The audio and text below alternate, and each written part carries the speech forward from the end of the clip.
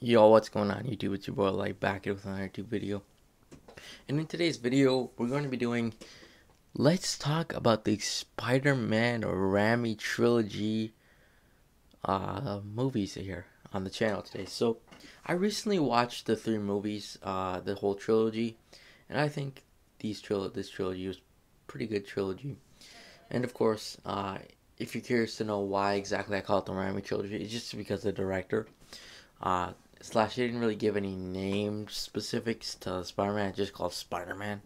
Like, it's not called like the Amazing Spider-Man like before or whatever. So yeah, that's why I call it the Raimi Trilogy. But yeah, in this trilogy, if you're unclear, main characters include, of course, Spider-Man. There's Harry Osborn and there's Mary Jane's. They're kind of the three mainstays. Uh, Slash kind of the more mainer characters. I mean, Tobey Maguire plays Spider-Man, Peter Parker, and Harry Osborn is played by James Franco. And then Mary Jane is played by Kristen Dunst.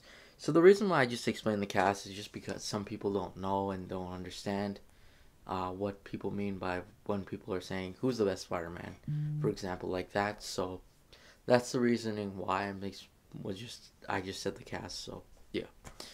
In this trilogy, we got Spider-Man 1, 2, and 3. One releasing in 2002, 2004, and then 2007, respectively. The villains, quickly, I'll just run through the villains. First one, Green Goblin.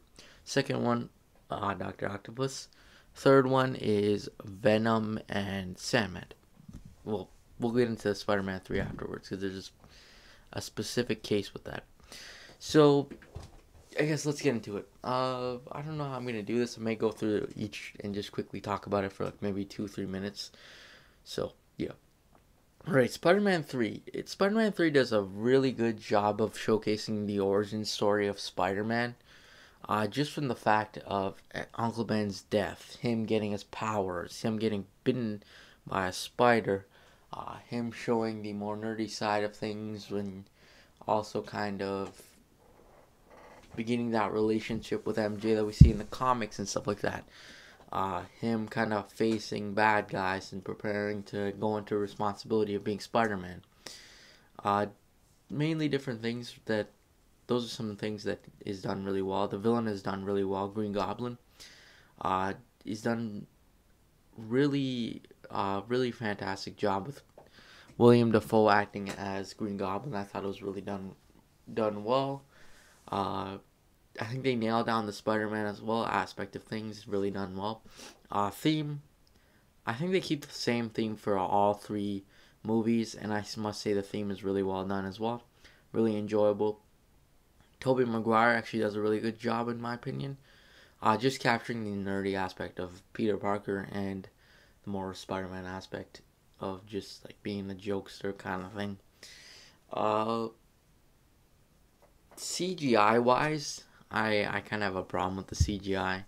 I mean, it was good for its time, but I can't even lie. It was a bit questionable at times. There were like, especially when Spider-Man was like fighting and swinging around, it didn't look right. It wasn't very visually appealing, in just my personal opinion. Uh, Even like Oscorp and stuff, you could tell it was a CGI set. I don't know. I just didn't really like that too much, but it's all right. I mean, it's not the worst or anything like that. Uh, yeah.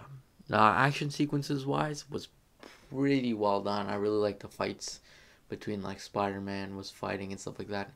Really well done. I thought it was fantastically done, and yeah, that's pretty much for Spider-Man 1. I'll give it an honest rating. I'll give it a 9 out of 10. Uh, just it was pretty good. I mean, I really enjoyed it. Pretty good. Spider-Man 2. Okay, Spider-Man 2 is definitely a great follow-up to Spider-Man. The villain was well done, as well as the acting. I thought the villain, Dr. Octopus, was definitely a very layered villain in terms of his motives and stuff like that. And it just showcased he was a bit more of an insane villain. I mean, you kind of thought, oh, maybe he's just trying to get back his wife, similar to Dr. Freeze, but no. he's trying to just go. He's just going mad. That's really what happens with him. So yeah, and then the acting again. Tobey Maguire does an awesome job. Kristen Dunst, James Franco, Alfred Molina, who plays Doctor Octopus, he does as well as on the job as well. The score again was awesome, and visual effects much better improved. Like visual effects in the first movie, I would have gave like a 3 out of 10, maybe 4 out of 10.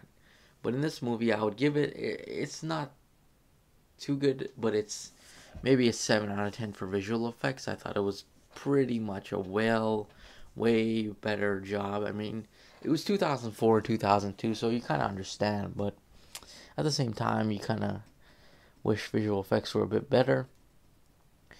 Some of the writing, it wasn't, in all honesty, I didn't really like some of the writing. I mean, somebody actually told me this, but in the movie, they don't really do a good job of explaining certain things. For example, with Peter losing his powers in the movie, they didn't really explain it too well. But now I understand. But like, then again, it didn't really do too good of a job of explaining things.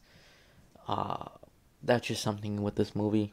Uh, yeah, I also like the way the movie takes a deeper look into Peter Parker's kind of side of Spider-Man. Like this movie focuses more on Peter Parker and just the way he acts and stuff like that, and how he wants a regular life like everyone else, but he can't really because he's Spider-Man again, and nobody really knows he's Spider-Man, but Mary Jane ends up figuring out exactly he's Spider-Man. Same with actually Norman Osborn too. So that was interesting as well. I like the realism in this movie too. I think I really enjoy when movies take realistic dives, especially superhero movies. I mean, you don't have to take it every time, but it's good to get like a refresher and stuff like that. That's why I like movies like Logan and stuff like that, because I like how they take a more realistic kind of dive into characters and stuff like that. So that was really enjoyable as well. Uh, Cinematography, from the cinematography aspect, it was done really well. I thought they captured New York fantastic. My favorite scene is probably that subway scene, where he's holding back that subway, and that cinematography is just fantastically done. I really enjoy it. Really, really well done job. I really enjoy it. But yeah, overall rating wise, I'll give it a 9.5 out of 10. Solid. Follow up, I thought it was really good. Next up is Spider-Man 3. Now, Spider-Man 3 definitely has its downs and ups. The acting was alright, but it was cringe. Like, I felt like Tobey Maguire definitely took a step down in terms of acting. I mean, I don't know if some things were played for gags or what, but like sometimes I found myself cringing or laughing, especially when like the scene with Mary Jane breaking up with him. He's like, "Oh, no go, no go, wait." I thought that was so unbelievable. I started laughing, even though you're not supposed to be laughing at that, because that's more supposed to be like a dramatic scene, kind of sad scene. But the acting was kind of cringe from Tobey Maguire there, so yeah. Uh, the costume choice was alright, but like, I personally, I'm not one of those people who are like, Spider-Man is definitely the black suit Spider-Man is definitely not the best. I mean, it's the same suit, it's just made black. So that's something else as well with that character. And a lot of people criticize that because they didn't really put any kind of creative work into that. But Venom's costume was awful. I think that's one of the worst costumes I've ever seen in my life. I despise that Venom costume to a core. I do not like the Venom costume at all. It wasn't really too enjoyable. Not very good. Characters were alright, but I despised Eddie Brock slash Venom in a bad way. I did not like his character whatsoever. Didn't have much layers. I thought he was just a very stupid character. But Sandman was actually pretty layered, surprisingly. they made him seem like stuff he did was kind of justified in terms of he was robbing stuff because he didn't have any money and his daughter was sick and stuff like that. So it just showcased the layers of Sandman. I thought that was really well done. This Spider-Man 3 tried to go in realism like how Spider-Man 2 did. They just didn't capture it right. I felt like it was a bit off, not too enjoyable.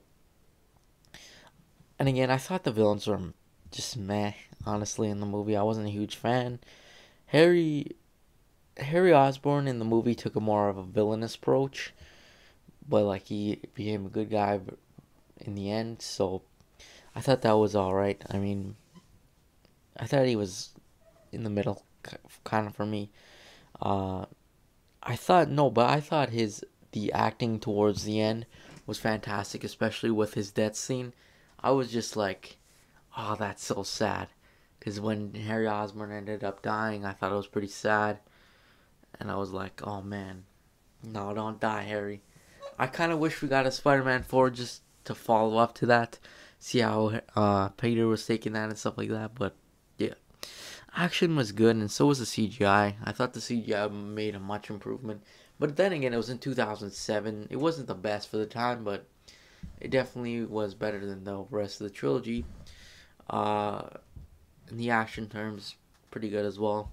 But anyways, my overall rating of that movie is, of course, a 7 out of 10 because I didn't really like that movie. But yeah, there you have it, the Raimi Trilogy. So I just completely reviewed it in 12 minutes, fast. So yeah, I'm gonna personally give my overall thoughts on the trilogy and overall rating. So I definitely think the Raimi Trilogy captures the Peter Parker essence as well. It's kind of the gave birth to the rest of the superhero universe, superhero movies, because it was one of the first movies, really. Or actually, technically, Blade was, but this was more of a PG-13 movie, so yeah. Uh, anyways, I guess I'll give my overall rating. I mean, the Spider-Man 2 definitely saves it a lot, and Spider-Man 3 like lowers it down. But in my personal opinion, I'm gonna give the Raimi trilogy here an 8 out of 10. Just because I felt like it was going up and then it sort of just went straight down by the third movie. But anyways, that's pretty much it. Thanks for watching. Make sure to like and subscribe, and I'll see you guys in the next video. Peace.